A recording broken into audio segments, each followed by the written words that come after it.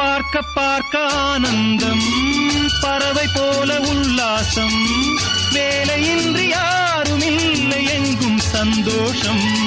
வெறும் பேச்சு வெட்டி கூட்டம் ஏதுமில்லை இந்த ஊரில்.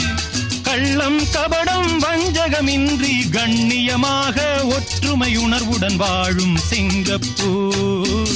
அக்கரை சீமை அழகினிலே மனமாட கண்டேனே, புதுமையிலே